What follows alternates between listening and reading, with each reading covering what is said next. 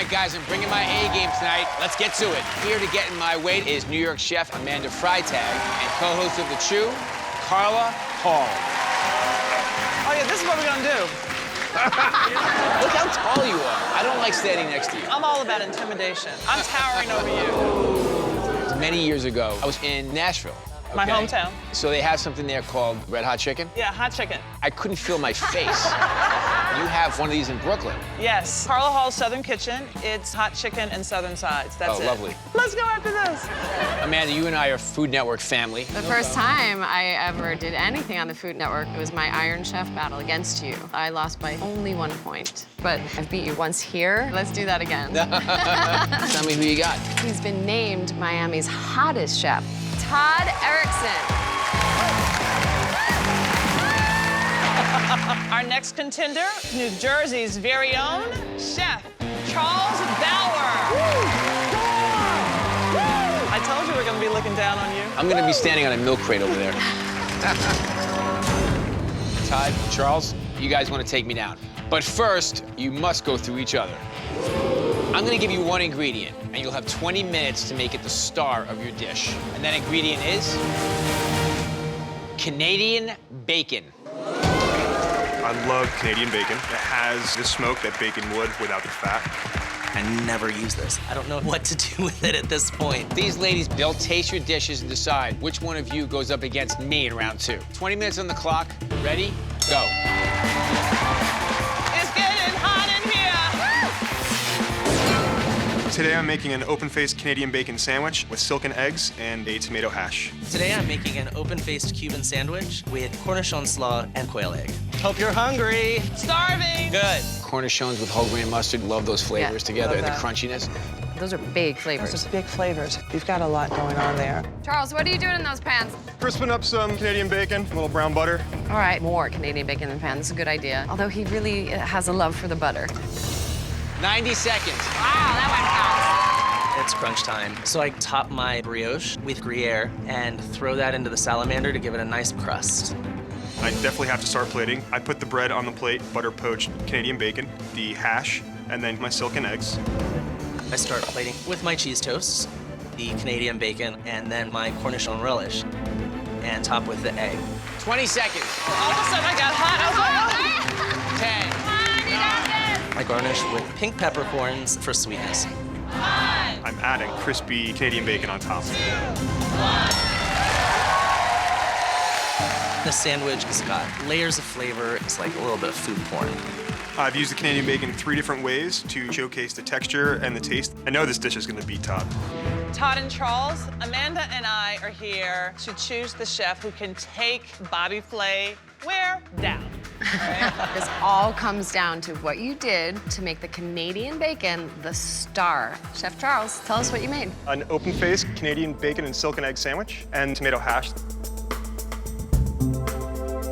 The Calabrian chili gave this dish some really nice spice running through it, but there's butter, butter, butter, and that's flattening out the palate. I am so glad that you did the hash because the acidity did help with the butter. I love that you seared the ham on top, but the silken eggs were a little overcooked. Chef Todd, tell us what you've made. I've made an open-faced Cuban sandwich with cornichon slaw and quail eggs sunny side up.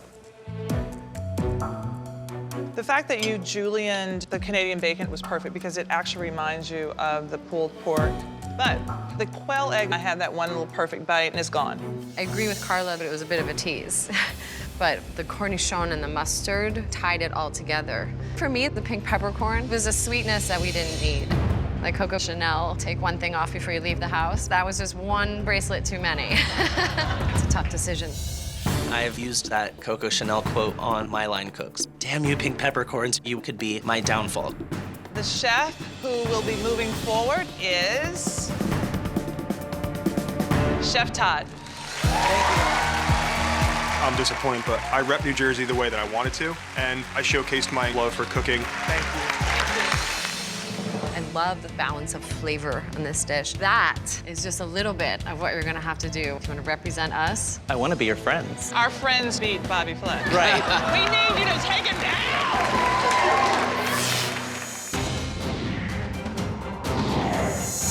Todd, congratulations. Word on the street is that you're one of the hot chefs of Miami. It's hot down there. How can you not be?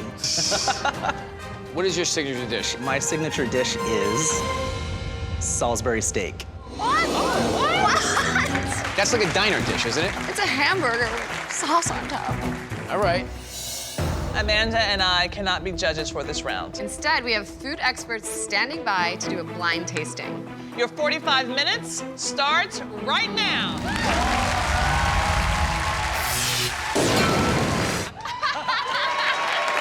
Did that sound like silence? Oh my gosh, it's less than a minute. It's time to give a little bit of herb love. So I add tarragon for freshness. Bobby, how are those steaks looking? You think they're done? I don't know. Yeah, we put them on kind of late. I start the plate. I start with mashed potatoes, and I put the Salisbury steak next to it, and then I take some of the gravy and put it over the Salisbury steak and mashed potatoes.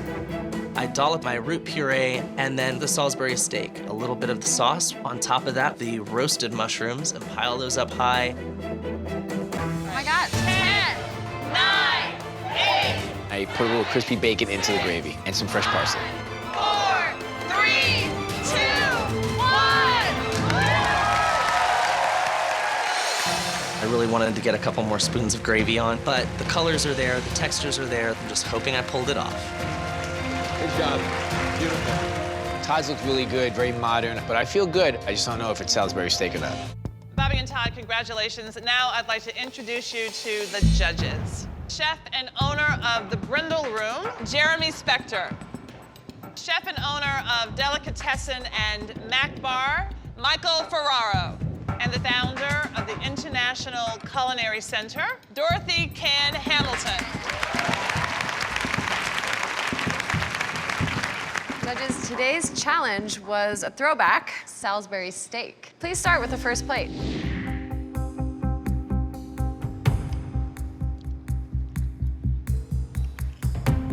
This is really visually appealing. The steak is juicy. The red onions are a little bit raw, but the whole dish flavor profile is on point. I love the dish. The parsnip and sweet potato puree was wonderful. My only issue was I don't think that there's enough of that on the plate to complement the meat. And there's not enough gravy either. I just want more. Everything is seasoned spot on. The gravy was nice and thick, but the mushrooms a little bit tough, but overall, something I can see in a restaurant. Judges, if you would switch your plates.